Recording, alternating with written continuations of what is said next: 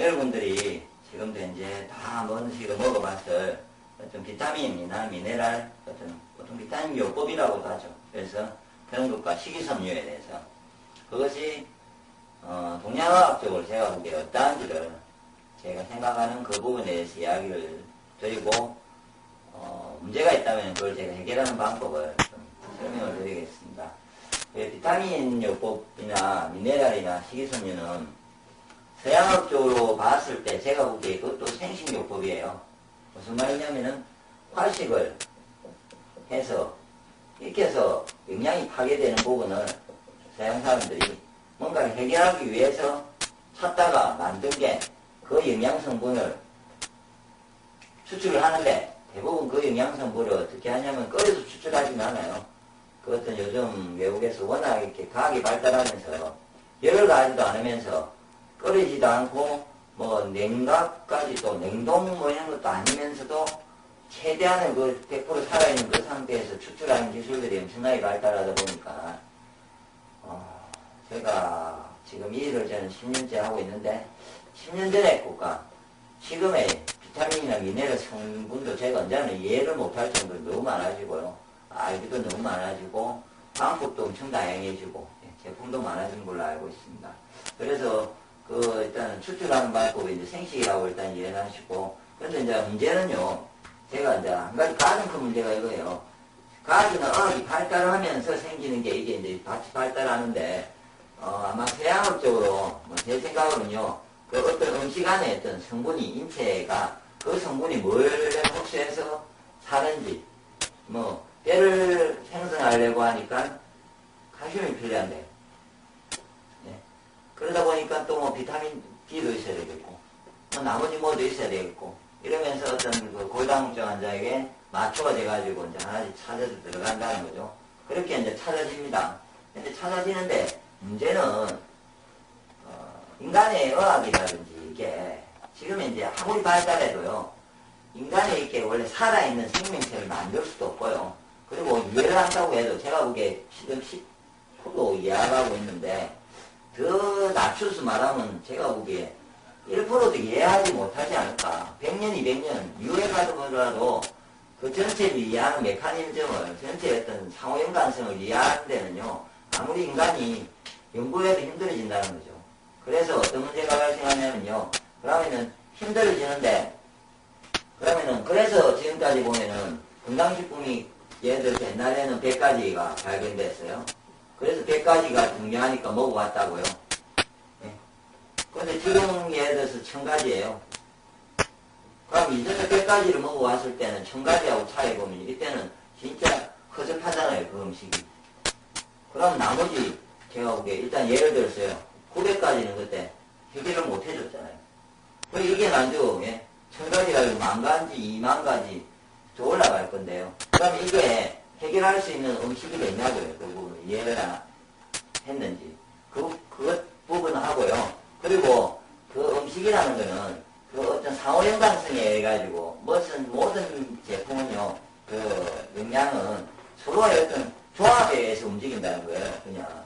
그게 10,000가지, 1억이 있을지, 어떤 그 안에 내부적인 문제가 있을지 모르지만 조합에 의해서 움직이는데, 그게 파악이 부족함으로 해서 소화흡수가 안 된다는 거죠. 제대로. 비타민C를 내가 먹었는데, 소변도 다 빠진다는 말도 들어보신 적 있을 거고요. 원래 철분제 있고 임산부들이 이렇게 철분제를 먹으면은 소화가 안 된다잖아요. 왜 그럴까요? 또 철분이. 그러니까 철분도 뭔가가 플러스, 주위에 알파라는 엄청난 뭔가가 붙어져서 이 철분을 내가 소화했는데 아직 그에 대한 상호연관성이 안 되고 그 안에 그 어떤 성분이 안 들어있다는 거죠.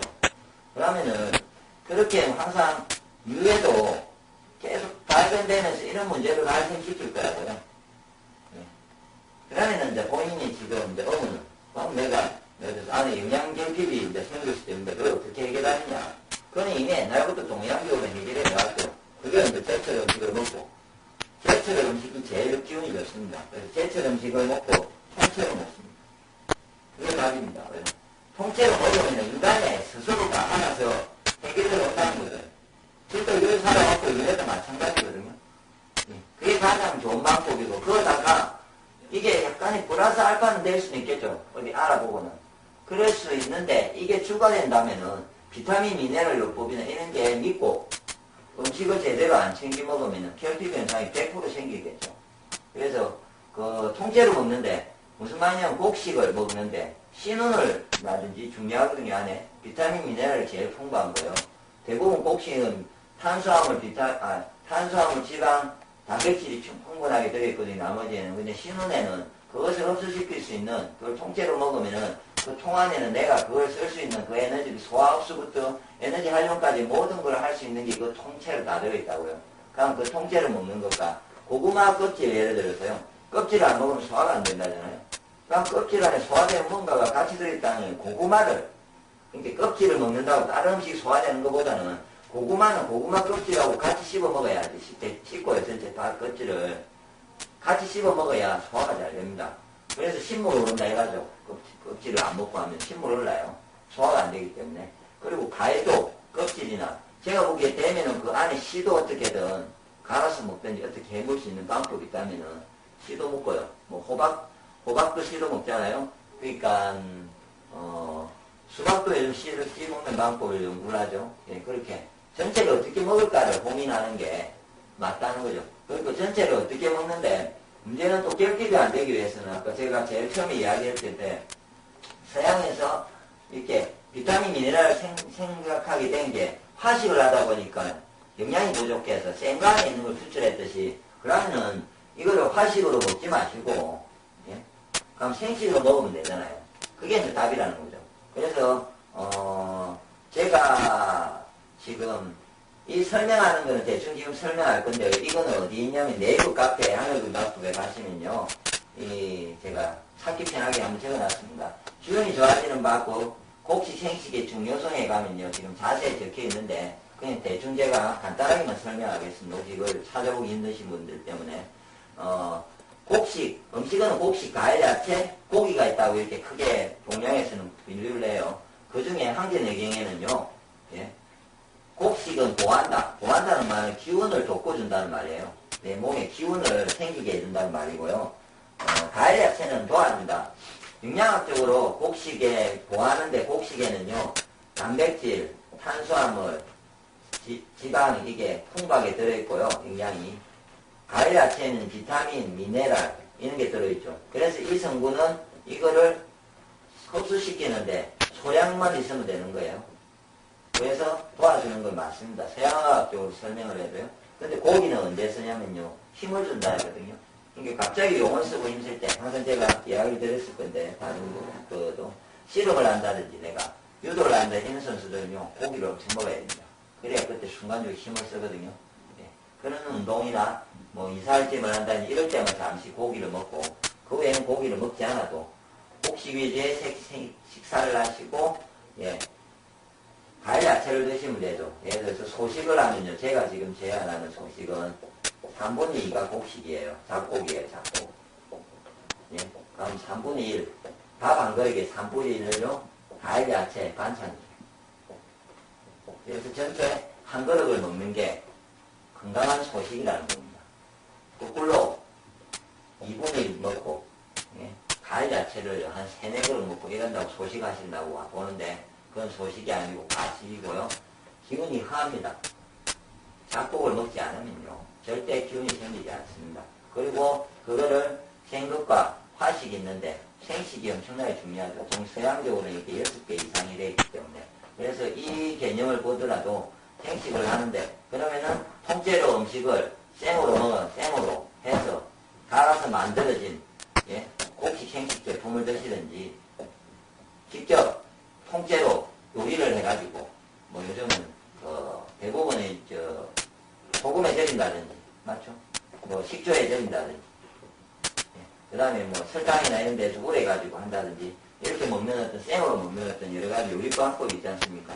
그렇게 생으로 통으로 식초가 생으로 먹기 검은콩이 생으로 먹기 힘든데 그걸 식초콩으로 해 먹는다든지 예, 여러 가지 생을 직접 먹을 수 있는 그런 방법을 요리, 옛날 전통적인 요리 방법을 생각하셔가지고 반찬을 항상 그렇게 만드시는 게 가장 좋을 거라고 보고요. 그래서 다시 정리를 하면요. 비타민요법, 미네랄이나 이런 거에 대해서 너무 투자하고 먹으려고 하시는 것보다는 직접 집에서 그게 더 안정적이죠. 제철의 음식을 통째로 드시되 그것을 생으로 가급적 드시고 그러기가 너무 힘들다 생으로 먹기 힘들면은 곡식생식으로 된 제품들을 제 같으면은 저는 오행생식이 좋기 때문에 저는 오행생식을 권하고 있는데 한번 비교를 해보시고 곡식생식의 중요성에 보면 오행생식에 대한 설명이라든지 쭉 있습니다. 그래서 보시고 본인이 영양이 좋은 음식을 드셔야 되고요. 특히 이제 나이가 드신 노인이면 노인일수록 문제는 소화력이 더 떨어져요. 소화력이 떨어지면은 더 작은 음식을 먹으면서 기운을 보충을 해야 돼요. 노인이면 노인일수록. 그래서 노인들은 제가 보기에 비타민제가 외국 같으면 더 필요하든지 하는데 저는 제가 이렇게 이론상으로 설명을 하면은 노인들이 한 끼라도 곡식생식을 드시면요. 나머지 두 끼를 적당히 드셔도 활동량이 적기 때문에 충분하게 영양결핍이 일어나지도 않고 건강하고 골다공증이라든지 이런 부분도 없고 그 다음에 남주 면역이라든지 기운이 약해져가지고 오는 질환은 발생을 하지 않을 겁니다. 그래서 음식을 정확하게 한번 지금 이 부분에 대해서 이해를 하시고 지금 현재 뭔가를 투자할 돈을 쓰신다든지 아니면 챙겨 드실 때 음식을 잘 활용해서 사용하시기 바랍니다.